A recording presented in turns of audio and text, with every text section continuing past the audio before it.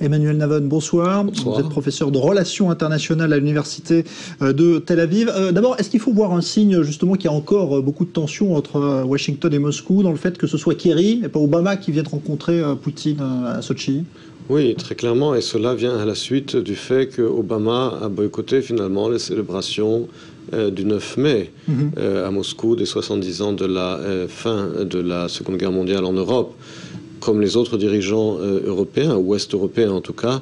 Mais oui, très clairement, il y a toujours un froid entre la Russie et les États-Unis. La rencontre n'était pas au sommet entre les dirigeants.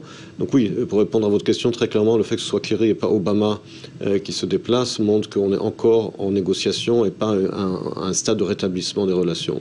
Alors, il y a plusieurs sujets qui étaient au programme de cet entretien, notamment l'Iran, la Syrie, mais on voit bien que c'est l'Ukraine qui reste aujourd'hui encore la vraie source de tension entre les deux.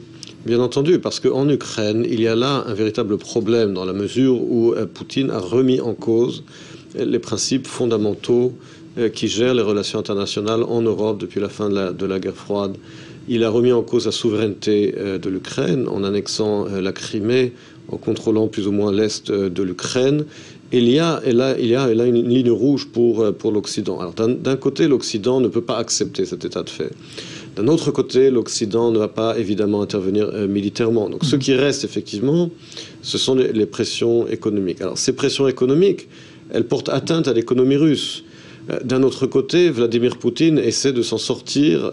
On a vu par exemple que, pour revenir encore une fois sur la célébration du 9 mai, son invité d'honneur était le président chinois, ce qui était un message, bien entendu, envoyé à l'Occident pour dire écoutez, j'ai d'autres partenaires commerciaux. Ce qui est vrai, mais bon, la Russie ne peut pas non plus se passer de l'Europe, qui est un de ses principaux clients pour son gaz naturel.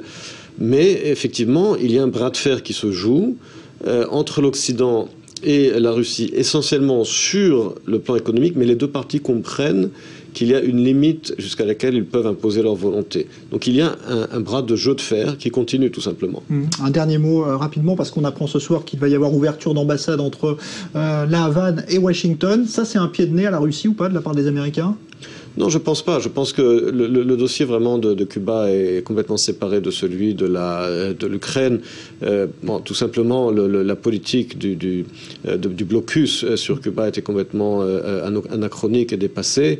Avec le changement de régime à Cuba, je pense que de toute façon, Cuba n'est plus un pays client de l'ancienne Union soviétique, que c'est une des raisons pour laquelle d'ailleurs Cuba a dû faire des réformes. Mais je crois que les deux sujets vraiment ne sont pas liés. Merci Emmanuel Navon, donc professeur de relations internationales. En Macédoine, après les